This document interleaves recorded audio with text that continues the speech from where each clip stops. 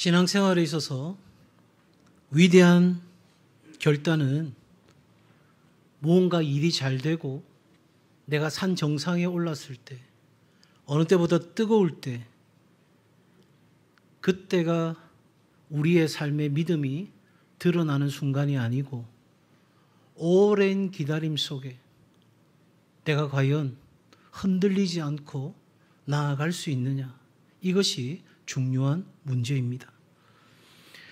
인생의 깊은 골짜기, 아무것도 달라지지 않는 삶, 실수와 실패, 전혀 예상하지 못했던 삶의 위기 속에서 진정한 믿음이 드러나는 것이죠.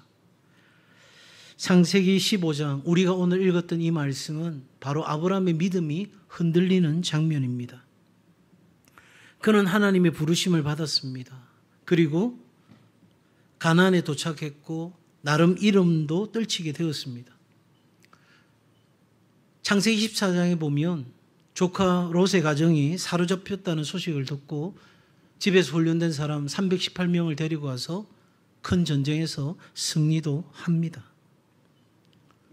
그런데 이 아브라함에게는 한 가지 해결되지 않은 문제가 있습니다. 아브라함이 갈대아 우르 땅에서 하란으로 옮기고 그 하란에서 하나님 부르심을 받고 나아가는 그 여정 속에 여전히 해결되지 않는 문제 하나, 바로 자녀가 없다는 이 상황입니다. 이 상황에서 하나님이 큰 민족을 이루겠다고 약속하셨지만 현실은 그냥 아무것도 달라지지 않는 침묵의 시간이 이어지고 있습니다. 바로 이때 아브라함이 하나님께 묻습니다. 2절에 보십시오. 주 여호와여, 무엇을 내게 주시려 하나이까? 하나님, 도대체 뭘, 얼만큼 큰 걸 주시려고 지금까지 기다리게 하십니까? 도대체 뭘 주고 싶으십니까?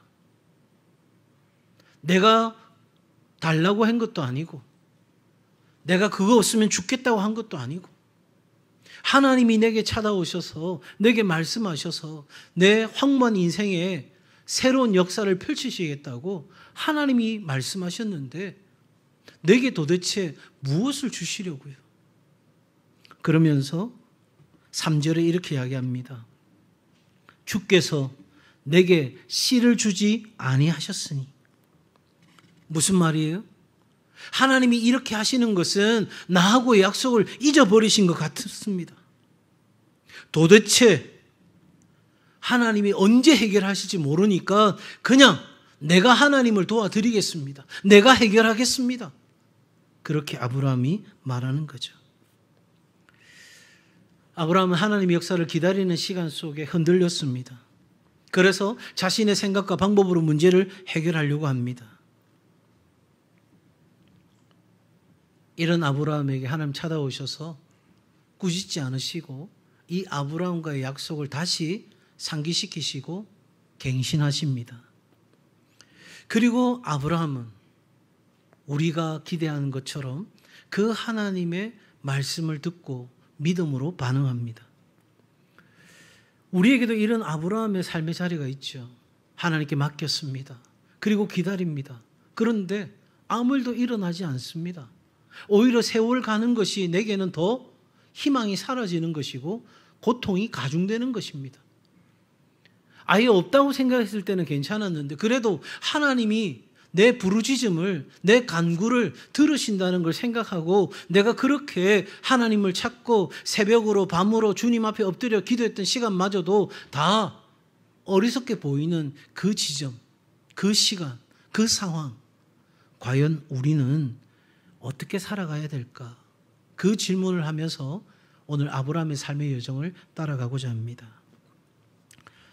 여러분, 제일 먼저 기억해야 될 것은 믿음은 연약한 우리의 질문에서 시작되고 하나님의 성품에 기초한 대화를 통해서 자라가게 된다 하는 것입니다. 한번 따라할까요? 믿음은 질문에서 시작되고 하나님과의 대화를 통해 성숙해집니다.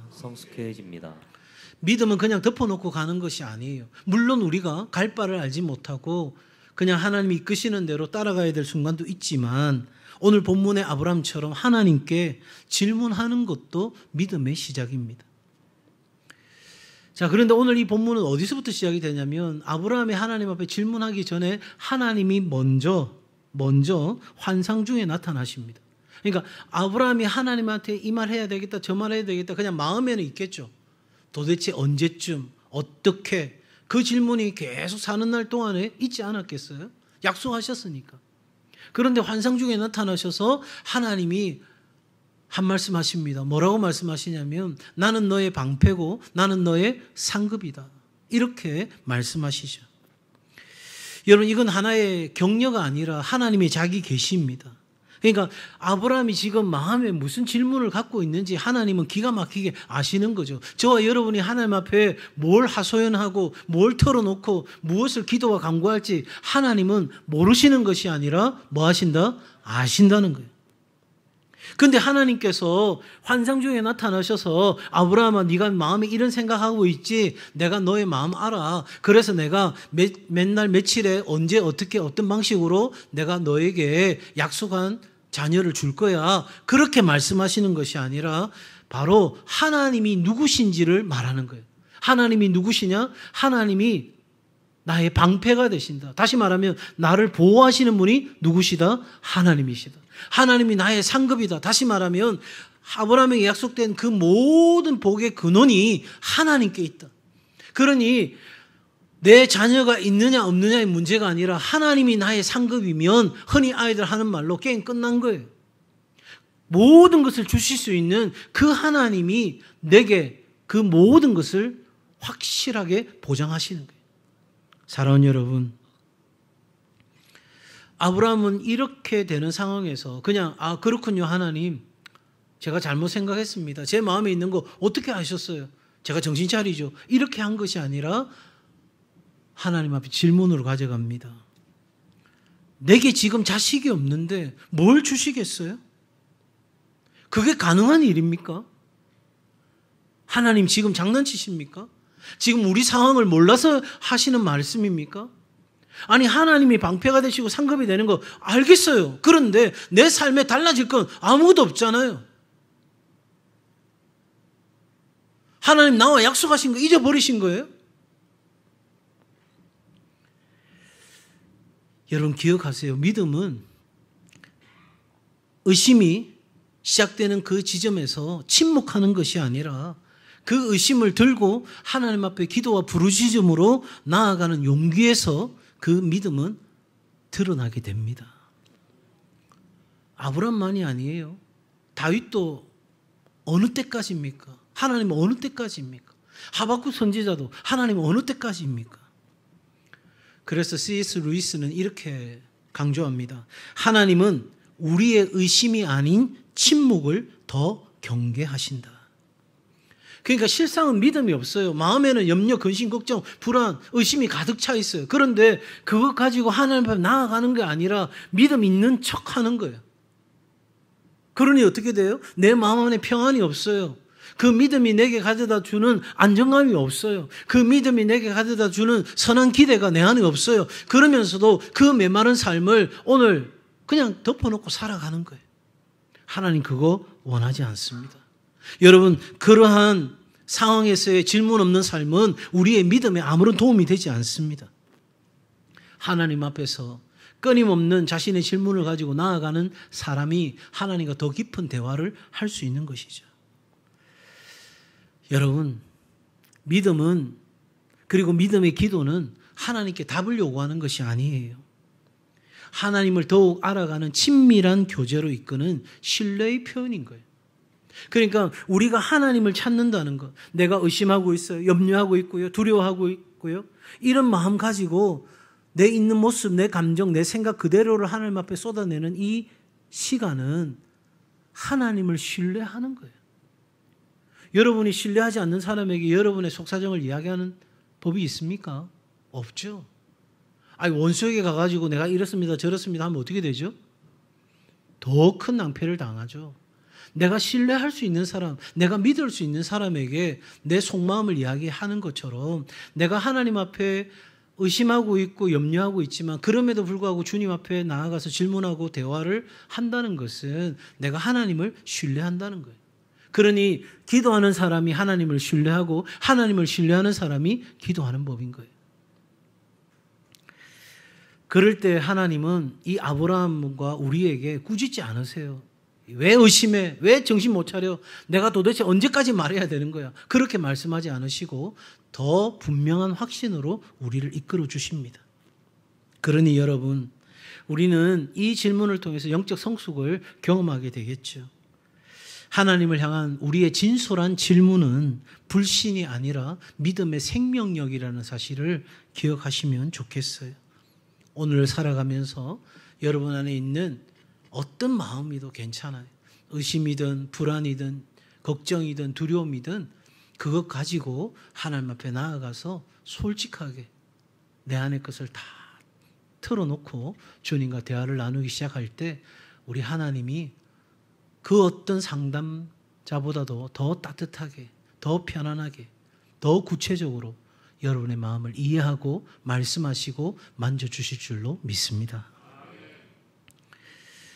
여러분, 이렇게 믿음은 질문하고 하나님과의 대화를 통해서 더 성숙해 가는데, 그런데 여기서 우리에게 중요한 게 하나 있는데, 바로 믿음은 현실이나 이해가 아니라, 그러니까 내 현실이 내가 생각한 대로 되어져서가 아니고 내가 이해되어지거나 용납되어져서가 아니고 하나님의 약속을 더 신뢰하는 결단이 믿음인 거예요. 한번 같이 할까요? 믿음은 하나님을 신뢰하는 결단입니다. 하나님은 이제 아브라함을 밖으로 데리고 나가서 밤하늘의 별을 보여주십니다. 약속을 재확인시켜 주시는 것이죠. 내 자손이 이와 같으리라 5절에 말씀합니다.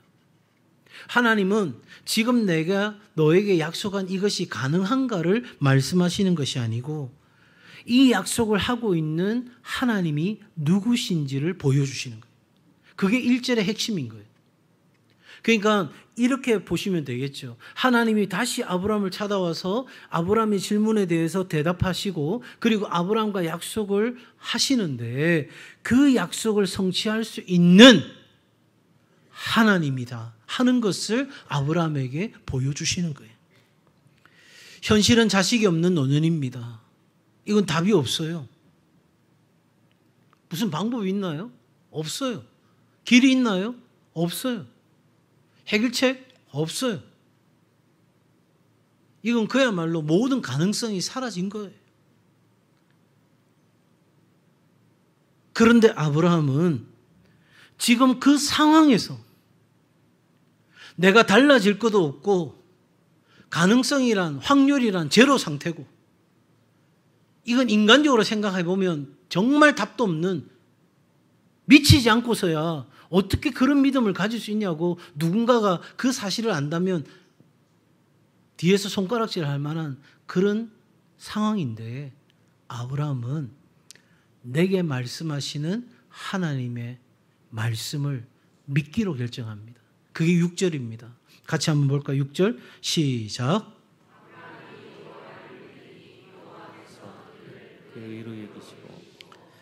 여러분, 믿음이란 뭐냐? 하나님이 말씀하셨다는 이유 하나만으로 그 말씀이 진실이고 그 말씀이 실제가 된다는 것을 우리가 확신하는 거예요. 다시, 믿음은 내게 말씀하시는 그 하나님이 그 모든 것을 이룰 수 있는 능력과 그 사랑과 우리를 향한 끊임없는 하나님의 긍휼하심이 있다는 사실을 믿는 거예요. 여기서 아브라함은 하나님 앞에 믿음을 고백하는데 이 믿음의 고백은 그냥 단순히 내가 믿습니다. 아멘. 이런 정도의 차원이 아니라 내 전 인격적인 신뢰와 위탁을 의미합니다. 그러니까 하나님께 맡기겠다는 겁니다. 나는 엘리에셀이라고 생각했는데 그게 내가 해결할 수 있는 유일한 방법이라고 생각했는데 하나님이 아니라고 하시니 하나님이 나를 통해서 내 자손을 주시겠다고 약속하신 것이니 내가 하나님을 전적으로 신뢰하고 맡깁니다. 여러분, 믿음이란 그냥 단순히 우리의 의식적인 동의가 아니에요. 감정적인 동의가 아니에요. 우리의 삶의 전환이 이루어지는 거예요. 잘 한번 보세요.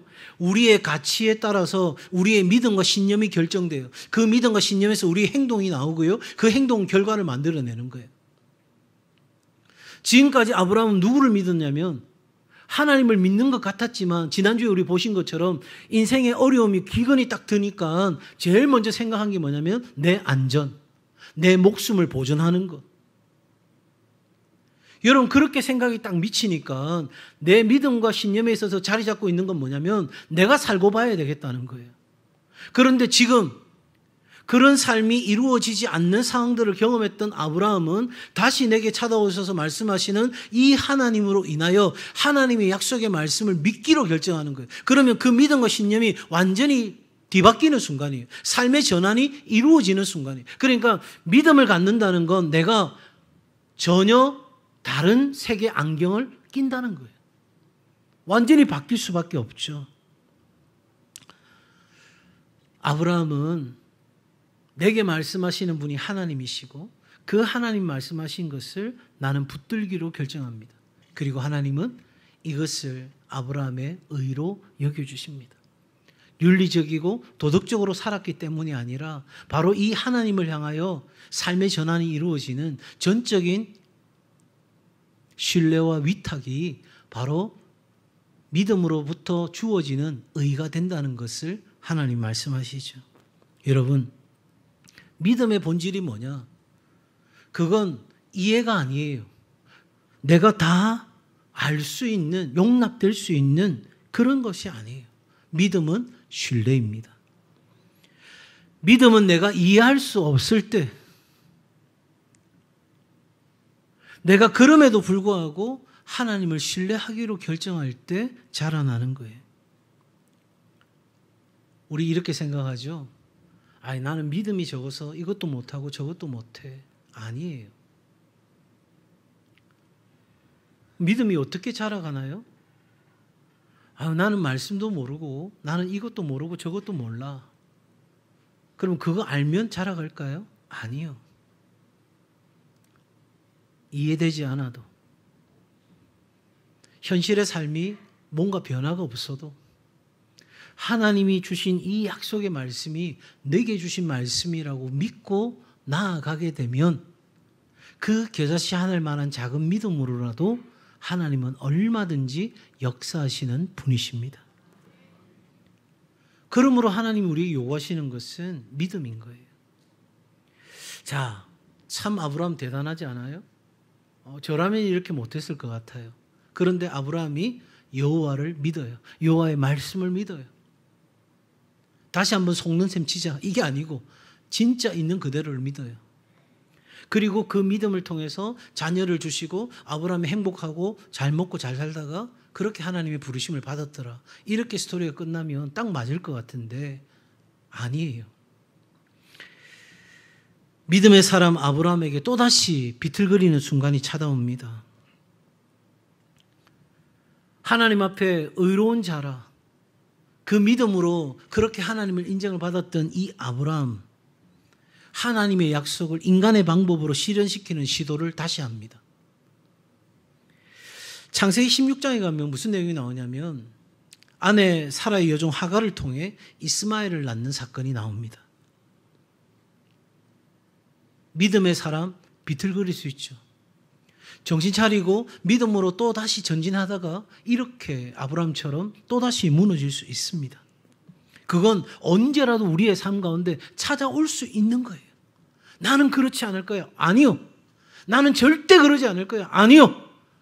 우리 모두에게는 믿음의 여정 가운데 하나님 앞에 흔들리는 순간 다시 믿음으로 살려고 몸부림치고 그렇게 결단하지만 또 어느새 우리를 비틀거리게 하는 삶의 상황들을 만나게 되는 거예요. 그러면 이 상황 가운데서 우리가 무엇을 깨닫고 적용해야 될까? 여러분, 비틀거리는 순간 우리는 사람의 방법을 앞세우기가 쉽다는 사실이에요. 자식이 없는 주인이 여종을 통해서라도 자식을 갖는 것은 그 당대, 그 고대 근동지방에서 당연한 일이고 상식적인 일이었어요. 무슨 아브라함이 죄를 짓는 건 아니에요. 그 당시 문화와 관습으로 본다면 말이죠. 그런데 그게 상식이에요. 그게 맞아요. 사람들 다 그렇게 살아요. 그런데 믿음은 한번 따라합시다. 상식이 아닌 하나님 말씀에 순종하는 것입니다. 여러분, 이게 믿어지면 아멘. 세상 많은 사람들이 넓은 길로, 편한 길로, 잘 먹고 잘 사는 길로, 내 안전과 내 목숨이 보존되는 길로 간다 할지라도 나는 답도 없고 보이지도 않고 어두운 골짜기를 걸어가는 것 같은 그런 황무함과 메마름이 있는 그 삶이라 할지라도 하나님의 말씀이 그 길로 가라 말씀하신다면 선택하는 것, 이것이 바로 믿음인 거죠. 자, 상식으로 반응했던 아브라함, 자녀가 생겼어요, 안 생겼어요? 자녀가 생겼어요. 하갈은 아브라함의 아이를 잉태합니다. 자식이 있어야 된다는 표면적인 문제는 해결된 것 같습니다. 어디서 많이 본 모습이죠. 지난주에 아브라함이 하나님이 내게 지시할 땅으로 가라 하고 가다가 그 땅에 뭐가 들어서 기근이 들어가지고 애굽에 거류하려고 내려갔던 그 아브라함, 그래서 그 왕이 아내 사례를 데려가고 먹을 것과 마실 것과 그리고 생각지 못했던 노비와 양과 염소까지 다 주는 그 모습이 연상되지 않아요? 자신의 생각과 방식대로 문제를 해결하려고 했을 때 여러분 해결되는 것 같습니다. 먹고 사는 것도 같고요. 내가 정말 고민했던 문제가 풀어지는 것도 같습니다. 그런데 그러한 방식으로 문제를 해결했을 때 아브라함의 가정은 큰 위기를 맞이합니다. 사레가 하갈을 남편의 침소에 넣을 때는 무슨 생각일까요? 제가 만약에 자녀를 갖는다면 그런 기회와 그런 은혜를 베풀어 준 나를 생각해 주겠지? 그런 마음도 있지 않았을까요? 웬걸? 아이를 낳고 나니까 주인을 업신여깁니다. 교만해졌습니다. 그러면 사례는 가만히 있나요?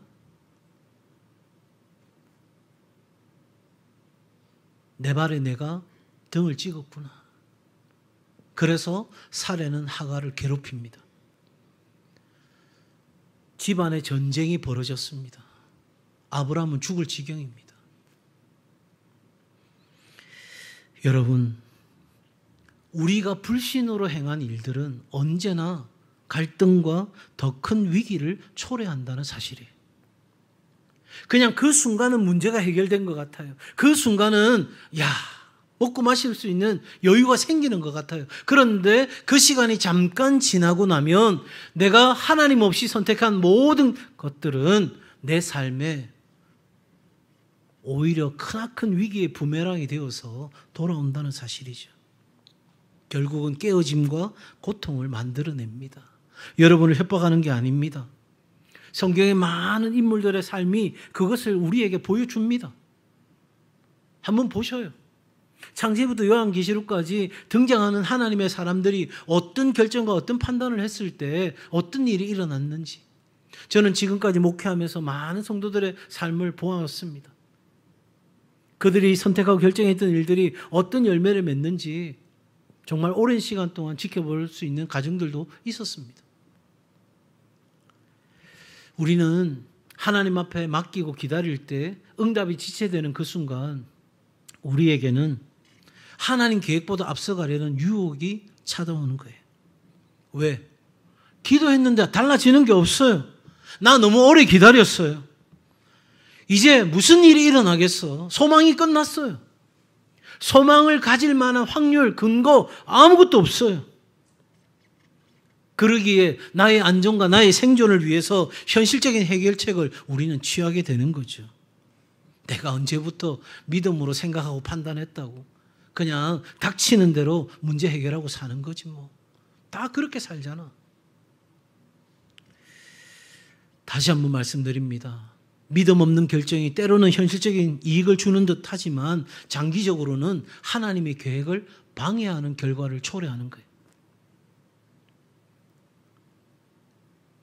하나님은 그 가난을 통해서라도 그 사람을 다스리기를 원하는 거예요. 하나님은 그 사람이 망하는 것을 통해서 그 사람을 더욱더 하나님의 사람으로 다듬어 가기를 원하시는 거예요. 그런데 우리가 하나님 앞에 그냥 우리 생각 가지고 문제를 해결하는 게 답이라고 생각하고 접근하면 여러분, 하나님이 그 사람을 향한 계획을 우리 스스로가 무너뜨리는 결과를 초래할 수 있는 거예요.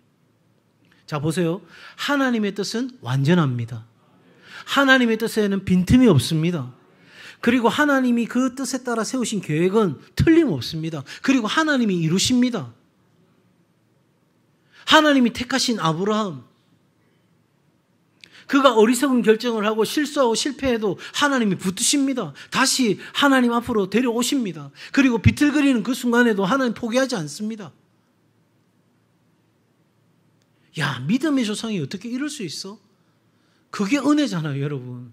아브라함이 잘했다. 아브라함이 틀림없이 하나님 앞에 이래 살았다. 이러면 우리가 주눅들 수밖에 없어요. 그쯤 해야 우리가 하나님의 자녀로 사는 삶이 가능하구나. 그런데 아브라함이 지금 보여주는 것은 실수천재예요. 실패한 모습이에요. 그런데도 불구하고 하나님은 계속해서 아브라함을 이끌어 가시는 거예요. 왜? 하나님의 완전한 뜻이 세워져 있으니까. 하나님의 계획이 있으니까. 여러분, 여기서 우리에게 중요한 지혜가 필요한 거예요.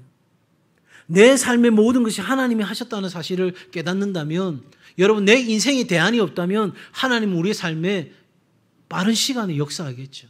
그런데 아브라함처럼 엘리에셀, 이스마엘 계속해서 대안을 낸다면 여러분, 하나님은 언제까지 기다리시냐면 모든 내가 할 수 있는 가능성과 그 모든 기대와 소망이 다 끊어지고 오직 하나님밖에는 이 일을 행하실 분이 없습니다 할 때까지 하나님 몰아가시는 거예요. 왜? 그래야 하나님의 역사가 드러나니까. 여러분, 그때까지 하나님이 몰아가시는 거예요. 그러니 지혜로운 사람은 내가 가진 대안을 빨리 거두어 드리는 거예요. 하나님 이스마엘 아니죠. 하나님 엘리에셀 아니죠. 하나님이 이루실 것을 내가 믿음으로 기다립니다. 이렇게 돼야 되는데 우리가 그렇게 못하고 자기 소견에 옳은 대로 행할 때가 너무 많은 거죠. 자, 그러면 믿음으로 사는 건 어떻게 사는 겁니까? 한번 따라합시다. 비틀거려도 포기하지 않고 멈추지 않는 것이 믿음입니다. 멈추지 않는 것이 믿음입니다. 앞서도 말씀드린 것처럼 아브라함처럼 우리도 흔들릴 수 있어요. 비틀거릴 수 있어요. 정말 그게 뭐야? 당신이 진짜 하나님 사람 맞아? 믿음의 사람 맞아? 당신 정말 하나님 앞에 전적인 신뢰를 갖고 하나님 앞에 기도하고 엎드리는 시간이 있어? 그렇게 우리 자신에게 되물어 볼 수 있는 상황이라 할지라도, 우리의 연약함에 우리가 비틀거리는 순간이라 할지라도 한 가지 확실한 것은 하나님은 우리를 포기치 않으십니다. 그러므로 비틀거리는 그 상황에서 이해되지 않아도, 낙심과 절망이 있어도, 메마름과 답답함이 우리 가운데 있어도 하나님과 하나님의 말씀을 따라 걸어가는 그 일을 멈추지 않고 믿음의 길을 걸어가는 성도들 되기를 주의 이름으로 축복합니다. 살아가는 동안 상황이 달라지지 않아도, 감정이 따라오지 않아도 견디고 버티며 믿음의 길을 가는 거예요. 여러분, 이렇게 나아가면 우리는 반드시 하나님을 만납니다. 한번 같이 할까요? 비틀거려도 멈추지 않고 믿음으로 나아가면 하나님을 만납니다. 아브라함이 하갈을 통해 이스마엘을 낳은 후에 하나님과 아브라함 사이에 13년의 침묵의 시간이 흐릅니다. 13시간도 아니고 3년도 아니고 13년. 이쯤 되면 끝난 거 아니겠어요? 야, 만약에 영화가 이렇게 진행된다면 얼마나 지루하겠어요? 아브라함은요, 더 황당하지 않겠어요? 그런데 중요한 사실은 하나님은 아브라함을 포기치 않으시고 잊지 않으시고 아브라함 가운데 준비시키시는 시간이었다. 뭐를? 하나님이 응답하시는 그 역사를 온전히 받아서 살아갈 수 있는 사람으로 준비시키시는 시간이었다. 저와 여러분에게도 하나님이 침묵하는 시간이 반드시 있습니다. 그래서 우리가 어려운 거죠. 맡겼습니다. 기다립니다. 그런데 하나님이 침묵하십니다. 사랑하는 여러분, 기억하십시오. 하나님의 사랑에는 변함이 없습니다. 아브라함의 삶을 주목하신 것처럼 저와 여러분의 삶을 하나님이 주목하시고 잊지 않으시고 포기치 않으시고 끝까지 하나님의 마음과 그 하나님의 긍휼하심을 우리 가운데 나타내시는 거죠. 이런 비틀거리는 중에도 하나님을 향해 나아가고 있는 이 아브라함에게 하나님이 이제 만나셔서 기가 막힌 말씀을 하십니다. 창세기 17장 1절의 말씀입니다. 우리 같이 세 번역으로 읽겠습니다. 화면 보시고 시작. 아브라함의 나이 99이 되었을 때에 주님께서 그에게 나타나셔서 말씀하셨다. 나는 전능한 하나님이다. 나에게 순종하며 흠없이 살아라. 아멘. 여러분, 비틀거려도 그래도 하나님께 나아갔어요. 비틀거려도 하나님의 약속의 말씀을 다시 기억하며 주님 앞에 나아갔어요. 무려 13년을 하나님이 아무런 반응이 없는 그 상황 속에서도 때로는 후회가 밀려오고 때로는 너무너무 아픈 시간이 찾아오고 복잡하고 어려운 일들이 여전히 놓여있는 그 상황에서 견디고 나아가던 그 어느 날 하나님이 때가 되었다고 판단하시는 그날 하나님이 아브라함에게 찾아오셔서 뭐라고 말씀하시냐면 엘샤다이, 전능한 하나님이라, 넉넉히 공급하는 하나님이야. 너는 내 앞에서 행하여 완전하라. 하나님 앞에 믿음과 순종으로 걸어가라고 주님이 말씀하시는데, 그것은 네가 왜 그때 그랬어? 네가 왜 지금도 정신 못 차리고 있어? 그렇게 말씀하시는 것이 아니고 하나님의 언약을 우리 가운데 다시 확신시켜 주시는 겁니다. 그리고 무슨 일을 하냐고요? 하나님이 아브라함에서 아브라함으로 이름을 바꾸십니다. 하나님이 다시 초대하시는 거예요. 다시 부르시는 거예요. 나와 새롭게 다시 한번 시작해보자고 말씀하시는 거예요. 하나님은 아브라함과 우리의 비틀거림 속에도 우리를 기억하고 계셨어요. 그리고 그 처음 언약을 바꾸지 않으셨어요. 우리를 위하여 자신의 아들 예수 그리스도를 내어주기까지 우리를 사랑한 그 사랑을 거두지 않으시고 우리의 믿음 없음과 우리의 부족함과 우리가 하나님 앞에서 신실하지 못함을 보시면서도 여전히 우리를 기다리고 계셨어요. 마치 집을 나간 그 탕자를 기다리던 아버지처럼 너무너무 비참하고 억울해 보일 것 같은 그 아버지 모습처럼 우리 하나님 우리를 기다리셨어요. 여러분, 은혜입니다. 은혜입니다. 우리가 넘어져도 하나님의 약속은 서 있습니다. 하나님은 끝까지 함께 걸어가시는 분입니다. 결코 언약을 파괴하지 않으시는 신실하신 하나님. 하나님의 언약, 내가 너를 사랑하겠다. 하나님이 스스로 우리에게 하신 이 언약은 그 어떤 우리의 실패보다도 강력한 거예요. 하나님은 우리가 완전해서 부르시는 게 아니에요. 아브라함이 이제는 틀림없이 다 준비되어서 완전한 자가 되어서 그렇게 하시는 게 아니에요. 17장 1절에 뭐라고 말해요? 내가 전능의 하나님이니 너는 내 앞에서 행하여 완전하라. 그럼 무슨 말이에요? 지금까지 그의 행함이 하나님 앞에 완전함이 된 것이 아니죠. 이제 다시 내가 너를 부르노니, 실패한 너를 부르고 비틀거리는 너를 내가 다시 부르노니 이제는 진정으로 믿음과 순종의 길을 걸어가면 좋겠다. 그렇게 하나님이 우리를 초대하시는 거예요. 사랑하는 여러분, 비틀거려도 멈추지 마십시오. 도저히 한 걸음도 걸어갈 수 없는 상황입니까? 나아갈 수 없는 상황입니까? 그래도 견디고 버티며 여러분 우리의 삶을 믿음으로 살아내기 위하여 분투하는 그런 귀한 은혜가 있기를 바랍니다. 그리하면 우리는 하나님의 온전한 치유하심과 회복을 경험할 수 있게 됩니다. 사랑하는 여러분, 하나님은 다시 아브라함에게 언약의 표로 할례를 명하십니다.